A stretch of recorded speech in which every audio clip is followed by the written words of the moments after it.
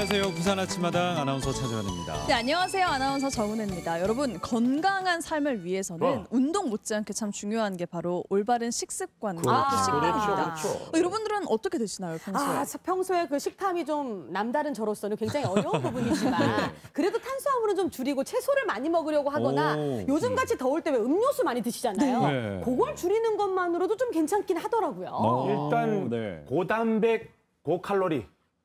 네? 고단백 고칼로리요? 먹어줘야 돼요. 일단 많은 게 좋으니까요. 쉽게 말하면 이제 이런 거 먹어줘야 되거든요. 어떤 거요? 아피야! 뱀이다! 뱀이다! 맛도 좋고 몸에 좋은 뱀이다! 뱀이다! 이런 거 드시면 안 됩니다. 요거 잘못 먹으면 큰일 납니다. 그럼요. 그냥 비타민 C 잘 드시고 새끼 밥을 잘 드시기 좋아요. 먹을 게 얼마나 많은데 그죠? 그러니까요. 아니 근데 요즘은 사실 먹을 게 넘쳐나요. 시대인데 네. 그래서 이게 참 골라 먹기도 참 신중해야 될 것 같고 뭐 사실 못 먹어서 탈이 나는 것보다 너무 과하게 먹어서 탈이 나는 경우가 많은데 그래서 오늘 잘 먹어서 좀 건강을 지킬 수 있는 방법에 대해서 저희가 한번 알아보도록 하겠습니다. 네, 그래서 정말 귀한 분을 모셨습니다. 운동과 영양은 의학과 과학이다라고 외치는 분이 계시는데요. 네. 나용승 박사님을 소개하겠습니다. 안녕하십니까? 네, 안녕하십니까. 예, 안녕하십니까. 예, 30년 넘게 진료하고 있는 현직 의사로서 의학 스포츠 전문가이기도 합니다. 특히 운동과 식단 처방의 진심인 의사 나용승입니다. 반갑습니다. 반갑습니다. 네. 오랜만에 와주셨습니다. 네, 맞아요. 네. 지난번에 이제 오셨을 때 운동할래 병원 갈래 이 네. 말이 아직도 귓가에 맴도는데 아직도 운동 안 하고 병원 가시는 분들 있으시죠? 계시죠? 안 됩니다, 안 됩니다. 어떻습니까, 박사님? 요즘도 열심히 운동 전도사로 활동하고 계신가요? 예, 요즘도 이제 재능 기부를 지역에서 많이 다니고 있습니다. 특히 이 남구에 제가 살기 때문에 남구나 인근의 곳에서 이제 재능 기부를 통해서 운동을 많이 가르치고 있고 특히 제 개인적으로는 굉장히 의미 있었던 일정 중에 보건복지부에 제가 국가건강검진위원회 그 전문위원으로 위촉이 되고 각 전국적으로 이제 운동의 필요성, 운동하지 않으면 안 된다는 그 메시지를 전할 수 있는 기회가 굉장히 많이 늘어났습니다. 너무 좋네요. 저렇게 훌륭한 나용승 박사님께 요즘 제가 관리를 받고 있습니다. 운동하시는군요. 운동 일주일에 2번씩 가서 받고 있는데 가자마자 제가 엄청나게 꾸중을 들은 게 왜 밤에 자꾸 과자를 드시느냐고. 그러면서 운동할 때는 좀 다르게 먹는 거, 식습관, 그다음 식단을 굉장히 강조하시더라고요. 아니 도대체 그러면 그만큼 먹는 게 우리한테 중요하다는 얘기 아니겠습니까, 박사님? 예, 그렇습니다. 우리가 운동이 건강을 지키기 위한 첫 번째 조건이라면 먹는 게 완결 조건이 됩니다. 운동한 뒤에 뭘 먹느냐가 건강을 지키는데 굉장히 중요한 포인트가 되거든요. 그래서 우리가 사실은 운동하는 것도 쉽지가 않은데 더더욱 우리가 먹는 거를 잘 챙겨 먹는 것이 건강을 지키는데 굉장히 중요한 요소가 되겠습니다. 식단이 1번이네요. 예, 그렇습니다. 예. 그래서 저는 이제 노인병원을 한 20년 이래 근무를 하면서 건강하게 100살까지 사신 분들의 공통점에 대해서 굉장히 저도 관심이 많았고 저도 역시 이제 나이가 들어가면서 노인이 되지 않습니까? 제 문제이기도 하고 그래서 조사를 한번 해봤더랬습니다.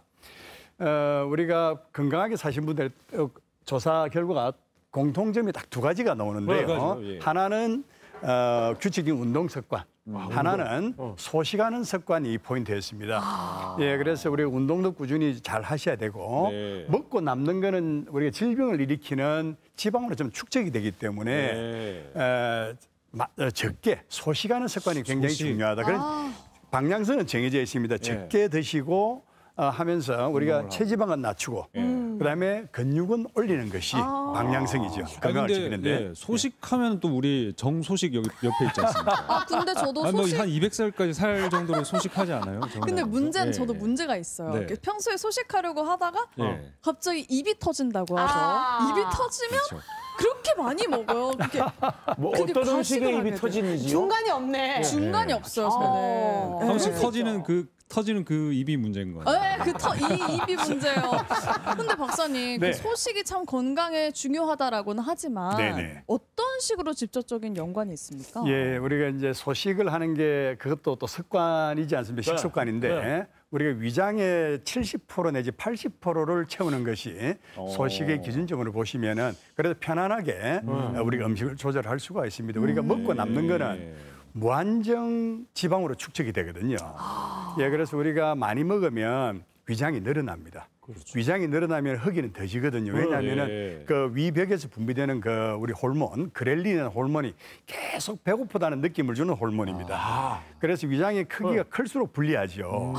그래서 우리는 많이 한꺼번에 먹는 것보다 한 번 먹을 때 70% 내지 80% 위장을 채운다는 목표를 가지고 또 그게 힘들면 전체 우리가 칼로리가 하루에 성인 기준으로 하면 한 1,800칼로리에서 2,000칼로리 정도를 데일리로 섭취를 해야 되는데 하루 3끼 먹는 방법보다 하루 5끼로 오히려 나누었어. 조금씩 먹으면 우리 칼로리는 섭취는 충분히 되지 않습니까? 그런데 위장의 크기를 줄일 수가 있거든요. 그러니까 배불러 죽겠다 이런 건 안 된다는 거죠. 그렇죠. 나 배불러서 못 걷겠어. 이게 진짜 최악이라는 거예요. 그래서 이제 많이 드세요 소리보다는 맛있게 드십시오. 그게 인사말이 좋을 것 같아요. 3끼를 5끼로 나누면 집에서 쫓겨나요.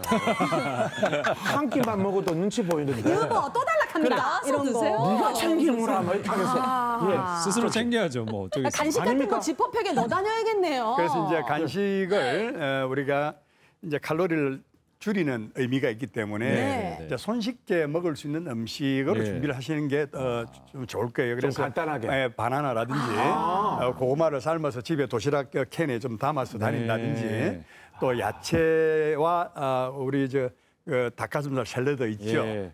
그런 것들을 좀 갖고 다니면서 간식을 먹어주면 좋겠죠. 일단 그러니까 우리 밥통을 좀 줄이는 게 이게 일단, 건강에 좋은 뭐 너무 막 갑자기 줄 수는 없으니까 조금씩 이제 줄이면서. 근데 선생님 사실 우리가 다 뭐 이렇게 하는 거 다 먹고 살자고 하는 거 아니겠습니까? 그러면서 무너지거든요. 그러니까 그냥 좀 많이 먹고 또 운동 열심히 하고 이렇게 뭐 이렇게 건강한 좀 뚱보 뭐 이런 게 좀 가도 괜찮지 않나요? 그래서 이제 우리가 건강한 뚱보를 말씀하면 제가 돌직구를 제가 드려야 되겠는데 답으로 건강한 돼지는 건강한 뚱보는 없다. 마치 삼겹살 좋아하는 채식주의자. 이게 말이 안 되는 이야기다는 그런 이야기입니다. 그래서 우리가 건강한 뚱보보다는 우리가 사실은 이제 운동을 마라톤 10km 하고 한 40km를 먹는다든지 또 2시간 산 타고 8시간 먹는다든지 이런 거 우리 이팔 산악회 그죠? 많지 않습니까? 이팔 산악회 아주 좋은 산악회입니다. 그래서 2시간 산 타고 8시간 앉아서 먹는 거예요. 그러면은 안 된다는 개념입니다. 그래서 우리가 운동을 적절히 한 뒤에 참 그 운동하는 효과를 그대로 느끼기 위해서는 소식하는 습관을 가져야 됩니다. 아니 근데 우리 보통 체질상 약간 살집이 있어야 건강한 사람이 우리 집사람 같은 경우는 이렇게 바짝 말랐다가 살이 찌니까 감기에 안 걸리더라고요. 덜 아프다 하시는 분들이 있더라고요. 그런 게 있는데 아까 말씀하신 건강한 뚱보에 들어가는 거 아닙니까? 아니 그게 우리가 지방이 많으면 지방은 모든 질병의 원인을 보시면 됩니다. 그래서 모든 염증의 원인이 되고 하물며 염증이 오래되면 만성염증이라고 부르지 않습니까? 만성염증이 일어나게 되면은 세포도 돌연변이가 생기고 세포가 돌연변이 생긴 게 암이지 않습니까? 그래서 뚱뚱한 사람이 암도 많이 걸리고 그 방향성은 이미 결정이 돼 있다라고 말씀드린 것도 어쨌든 체지방은 낮추시고 근육은 올리는 방향으로 식습관을 가지고 운동 습관을 가지셔야 됩니다. 박사님께 그럼 뭘 어떻게 먹어야 하는지 배워보도록 합시다. 일단 박사님 3대 영양소가 정말 중요하다고 하더라고요. 우리가 영양소는 6대 영양소가 있지만 3대 영양소는 열량 영양소입니다. 열량 영양소. 그래서 탄수화물 대표적으로 아시잖아요. 탄수화물, 단백질, 지방. 그래서 탄수화물 하면은 이제 탄수화물 사실은 굉장히 문제입니다. 문제인데 우리 탄수화물 하면 일반인적으로 밥. 그죠? 이런 걸 생각을 그러면은 탄수화물 줄여야 되자면 밥을 줄이면서 다른 거를 대체를 하는 음식들이 보면 탄수화물인지 모르고 드시는 게 굉장히 많아요. 진짜요?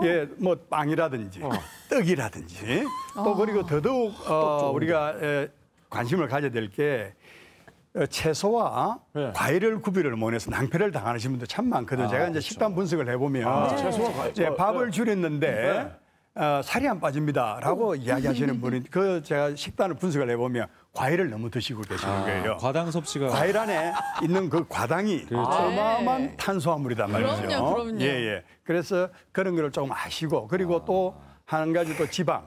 조금 전에도 말씀드렸지만 지방은 축적이 무한정됩니다.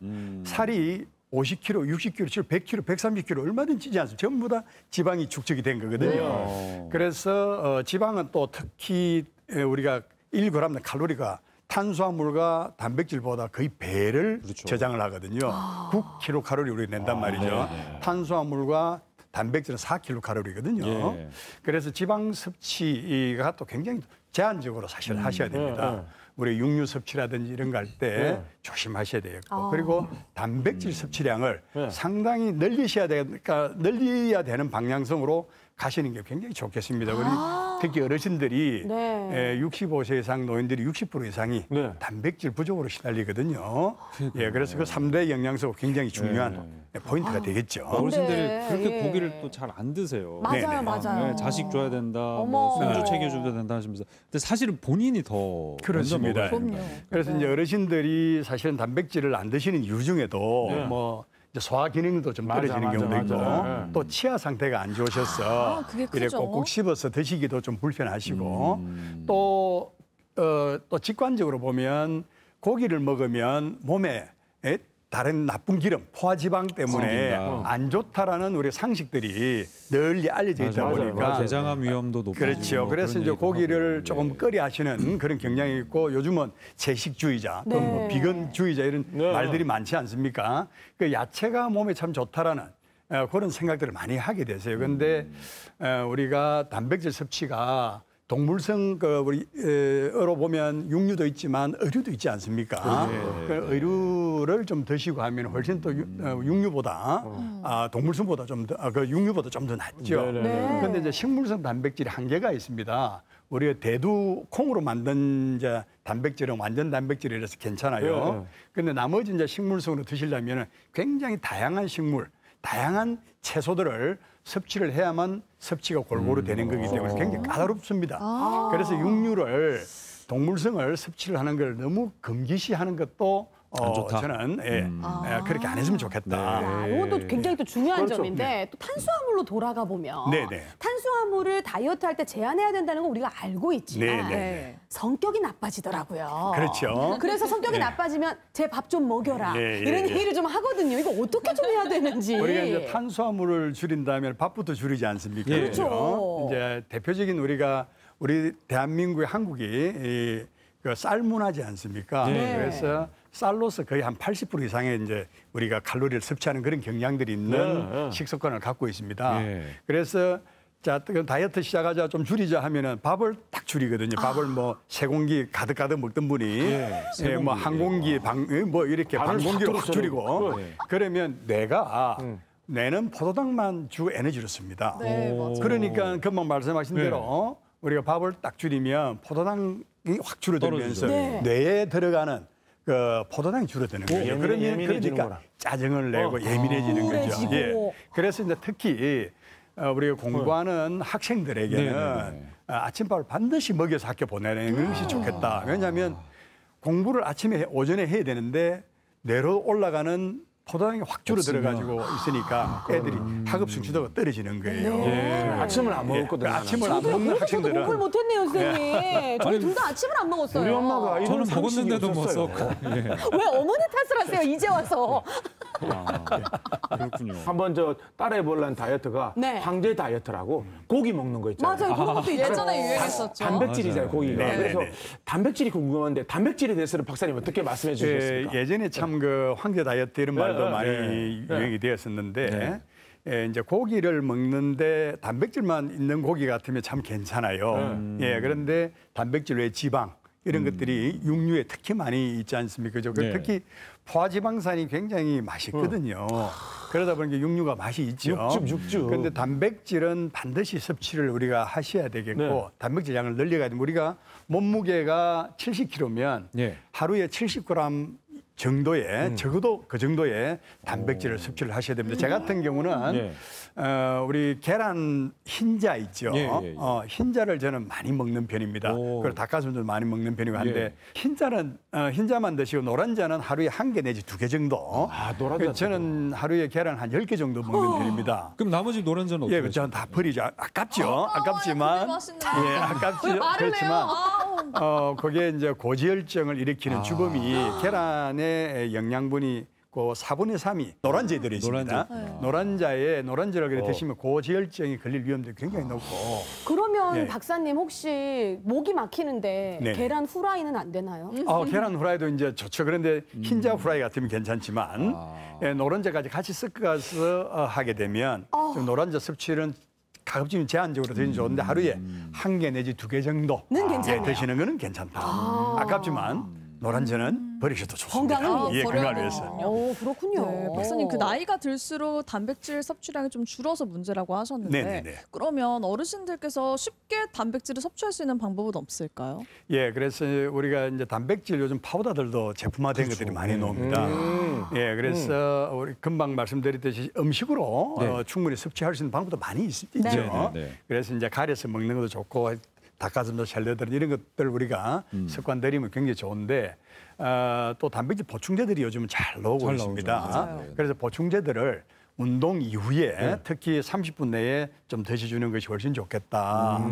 그리고 간식 삼아서 우리 단백질 파우더를 좀 드셔주는 것도 하루에 자기 몸무게의 1g 정도, 킬로그램당 1g 정도의 단백질을 섭취를 하셔야 되기 때문에 보충제도 좀 참고를 하시는 게 좋을 것 같습니다. 보통 보충제는 뭐 우유에 타먹는다거나. 우유에 타먹죠. 먼저 보통 물에다가 그냥 타먹죠. 우유가 또 우유 자체에 또 이제 영양분이 우리가 또 검토가 돼야 되기 때문에 우리가 단백질 양만 고스란히 먹을 수 있는 우리 단백질 파우더들이 나와 있기 때문에 그래서 물에 타 드시는 것이 가장 원만할 것 같습니다. 그러면 이제 우리 박사님하고 얘기하다 보니까 좀 균형 잡힌 식단을 위해서 단백질 식단에는 그러면 말씀 주셨던 닭가슴살 샐러드, 뭐 소고기 덮밥, 계란 덮밥 이런 것도 있을 것 같은데 구체적으로 좀 제시를 해주신다면요? 그래서 제가 금방 말씀하셨듯이 이제 우리 닭가슴살 샐러드, 또 소고기 덮밥, 뭐 계란 뭐 이런 전부 다 이렇게 드시는 것들이 그 공통적으로 보면은 육류가 들어가 있지 않습니까? 계란이든 닭가슴이든 소고기든 다 들어가 있죠.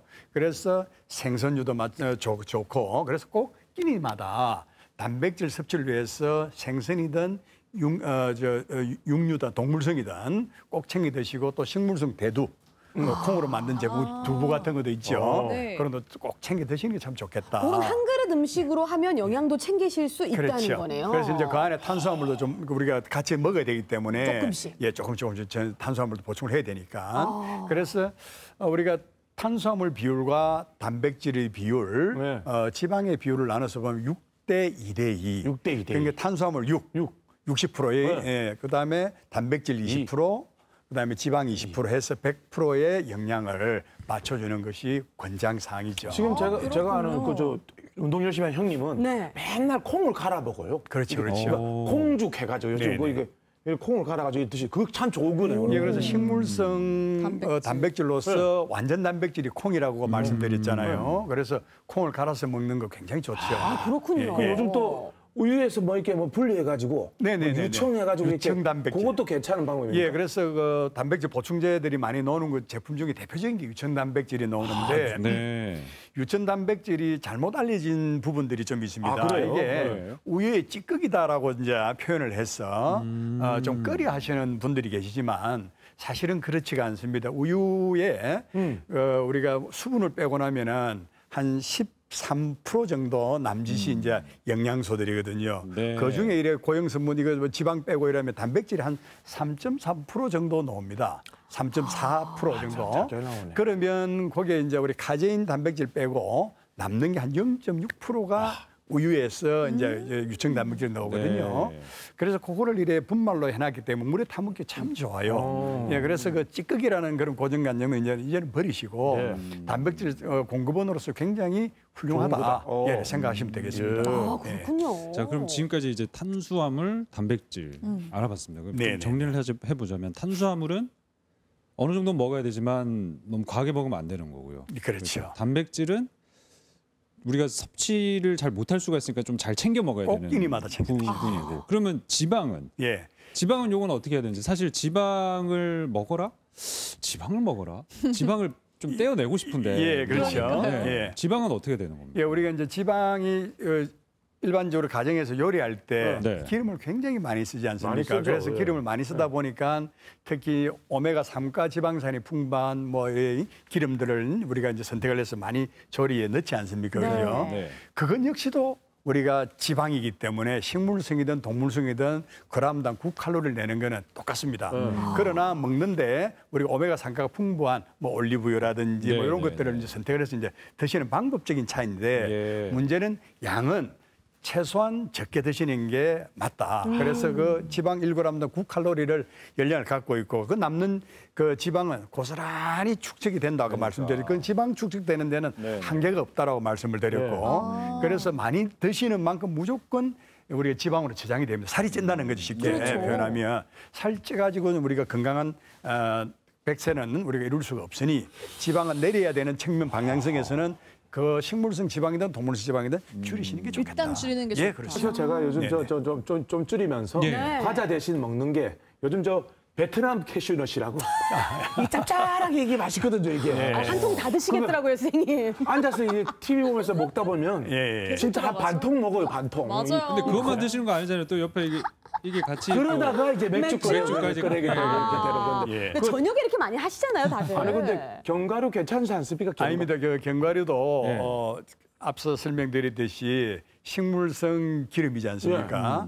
그래서 우리가 건강한 기름은 맞습니다만 과하게 섭취해서는 절대 안 된다. 그래서 한 줌 우리 견과류 한 줌 이런 단어가 생겼지 않습니까? 그렇죠. 한 줌 이상으로 드셔서는 안 된다는 이야기가 되겠죠. 저도 그렇게 땅콩 버터를 퍼먹어요. 그러니까 진짜요? 땅콩 버터 얼마나 맛있어. 아니 어떻게 하다 보니까 나영승 박사님이랑 함께하니까 지금 반성의 시간이 됐는데요. 저도 이걸 많이 먹으면 안 좋다. 그럼요. 적당히 먹으면 참 좋다. 그렇죠. 오늘 제일 중요한 건 과하게 들어가면 안 된다는 거같은데 식단도 좀 중요하다고 하셨으니까 사실 요즘 또 혈관 질환 있으신 분들이 또 어르신들 중에 많으시잖아요. 이런 분들한테는 또 다른 식단이 필요할 것 같은데 어떻습니까? 네, 우리가 이제 영양학적이든 또 의학적이든 운동학적이든 질병을 크게는 혈관성 질환과 근골기 질환으로 나눌 수가 있겠습니다. 그래서 혈관성 질환의 대표적인 질환이 고혈압, 당뇨, 고지혈증이 혈관성 질환의 3종 세트라고 우리가 표현을 하죠. 그래서 고혈압에 좋지 않은 음식은 좀 피하는 게 좋겠죠. 특히 짜게 먹는 습관, 이런 거를 굉장히 안 좋아요. 물을 짜게 먹게 되면은 물은 당연히 마셔줘야 되고 그렇기 때문에 우리 인체는 0.9%의 NaCl, 우리가 나트륨이 들어있는 액이거든요. 짜게 먹으면 물은 먹어야 0.9% 희석이 되지 않습니까? 무조건 그래 먹게 되고 그다음에 당뇨 환자는 또 달게 먹는 습관. 집에서 가급적이면 백설탕 넣는 습관 이제는 좀 버리시면 좋겠다. 흰설탕. 그래서 이제 가급적이면 중설탕이나 흑설탕으로 조금 대체하면 아무래도 당도가 좀 낮거든요. 그리고 아까 고지혈증이 또 혈관성 3제 질환인데 견과류도 너무 많이 드시면 오히려 안 좋겠다. 그래서 기름도 우리가 적당히는 드셔야 되지만 그다음에 이제 근골기 질환 대표적인 근골기 질환을 예방하기 위해서는 단백질 섭취가 반드시 돼야 되는데 이 단백질 섭취를 하기 위해서 다양한 우리가 제품화된 우리가 조금 전에 설명드렸던 유청 단백질도 괜찮은 거지만 끼니마다 골고루 생선류라든지 육류를 꼭 챙겨 먹는 습관. 그래서 하루에 자기 몸무게만큼 70kg면 70g, 60kg면 60g의 단백질 섭취는 꼭 해주셔야 근골기 질환을 우리가 예방할 수가 있겠다. 오, 알겠습니다. 그러니까요. 요즘 보면 이제 다이어트들 많이 하신다고 하는데 말랐는데 비만인 사람들이잖아요. 마른 비만. 그거 왜 그런 겁니까? 그럼? 그래서 이제 마른 비만이 대표적으로 지방은 사람이 이제 피돼 보이죠. 되게 막 날씬하고. 그렇죠. 날씬한데 근육량이 안에는 없는 거죠. 그래서 다이어트만 하기 때문에 마른 비만이 생깁니다. 그래서 운동을 선행을 반드시 하셔야 마른 비만을 우리가 예방할 수가 있거든요. 근데 말랐는데 비만이라는 게 그러면은 근육은 없고 지방이 말랐지만 많고 안에 체지방이 굉장히 많은 거예요. 특히 그 진짜 형편없는 몸이네요. 마른 비만의 가장 문제가 내장 지방, 복부 지방, 체지방이 굉장히 많은 거죠. 그래 근육량은 싹 빠져가 있고 그래서 그런 몸을 이제 만들어지는 딱 근본적인 목적은 운동 안 하고 다이어트만 해서 그렇습니다. 예. 운동은 무조건 선행이 돼야 되는데 제가 그 운동하고 뭐 먹지라는 책을 최근에 또 발간을 했던 그 책 제목도 보면 운동하고 뭐 먹지입니다. 뭐 먹고 운동하지가 아닌 이유가 먹는 게 우선돼서는 안 된다는 거죠. 공복에 운동하는 게 좋은 건가요? 그래서 이제 공복에 좋으냐 운동하는 것이 식후에 좋으냐도 또 사람의 케이스에 따라 차이는 나지만 전반적으로는 공복 운동을 권합니다. 단 당뇨 환자들은 저혈당이 위험이기 때문에 식후 운동을 시키는 게 당 컨트롤에도 굉장히 도움이 됩니다. 중요하겠네요. 네네. 이래서 전문가의 상의가 꼭 필요한 것 같습니다. 경제적으로 보면 이제 선불을 하면 안 되고 후불로 해야 된다 이 말이 이제 일 열심히 하고 후불 받잖아요. 적당히 먹어주고. 네, 그러니까 운동 열심히 하고. 되게 와닿네요. 와닿지. 후불로요? 그러니까 이게 살을 빼는 거랑 건강해지는 거랑 다른 개념으로 봐야 되는 수도 있는 거잖아요. 그렇습니다. 그래서 지금 질문이 굉장히 포인트가 좋으신 질문이신데. 제 질문이거든요. 네네네. 그렇죠. 우리가 잘났어. 네, 우리가 운동을 하지 않고 우리가 다이어트만 갖고 운동하는 거는 결코 바람직한 방향은 아닙니다. 운동을 하면서 건강하게 살을 빼야 한다. 맞아요. 그게 포인트인 거죠. 그게 병원 안 가는 포인트인 거죠. 또 그렇다고 운동하고 나서 막 먹으면 안 되고. 그래서 운동한 의미가 건강 실천이 더 중요하죠. 그렇죠. 우리가 건강 정진을 위해서는 적당한 운동도 반드시 필요하고 또 먹는 거를 영양소에 충분하게끔 또 많이 먹는 것보다는 소식의 방향이 중요한 방향이다. 그렇게 생각하시면 되겠습니다. 저희가 이제 삼시세끼를 보통 먹는데 그래서 이제 좀 전략적으로 저녁은 좀 적게 먹고 뭐 아침은 적당히 배고프지 않을 정도로 먹고 대신 점심에 좀 보상을 하기 위해서 점심에 확 든든하게 먹고 뭐 이렇게 하시는 분들 좀 주변에 보니까 낮에는 살 안 쪄.